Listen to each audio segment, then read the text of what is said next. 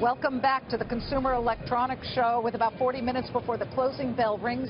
I've just been able to work through the crowd and grab Rudy Giuliani, the former mayor of New York and big in cybersecurity, as well as John Chen of Blackberry. And you guys, listen, you're the most secure server that I ever dealt with. So you're working together.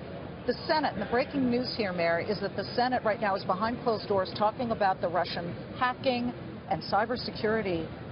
What is your gut reaction to what's been going on? Well, my gut reaction, let's get beyond politics, is that hacking, cyber intrusion, cyber crime is the biggest menace to this country and to the world right now. It's the fastest growing form of crime. One of the biggest fears we have is an attack on our grid. It's ubiquitous, and we have fallen way behind. Our information systems and our gathering of information and all the wonderful things we can do, we're way ahead. And on defense, we're way behind. Okay. And we have to catch up, and that's why we've partnered with Blackberry, because I've been in the security business now 16 years, and a lot of my clients, originally, it was physical security. Now a lot of their problems are cybersecurity. Okay. And they can help solve them. How are you going to solve this? And John, I don't know how Mayor feels about the Russians. Are the Russians hacking us? Oh, I'm sure they are. I mean, I think there's no doubt that the Russian, the Chinese, and even our friendly countries, friends of other countries, are looking at our system and cybersecurity and hacking and all that. I'm sure of that. Can't we put a cone of silence or some cone of protection over us? I think that would be hard. I think that'd be doubtful. There's one of those things about the advantage of being on the internet, the advantage of sharing information and all that created this whole issue. So I don't think this is, you could take the good part and then drop the bad part. But Mayor, yeah. Let me ask you the Russia question. Donald Trump, whom you definitely support, because we just heard from Barry Diller. I promised our viewers we're fair and balanced. As you know, Barry Diller doesn't exactly love Donald Trump, but he says let him give him a chance. But he has been pretty steadfast in saying, well, I don't see the evidence yet that the Russians are hacking us. Well, show me the evidence. First of all, as John says there's evidence. But I think you're talking about two different things. Are the Russians hacking us? Yes. Are the Chinese hacking us? Yes. Are the North Koreans hacking us? Yes. And I can go on and on and on and mention countries I wouldn't want to mention because they're friends of ours. Okay.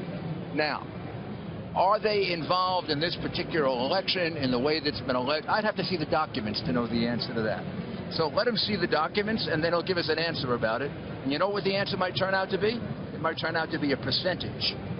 So these things are not sometimes able to be proven 100%. And part of the problem that you asked John, can you put a cone over it?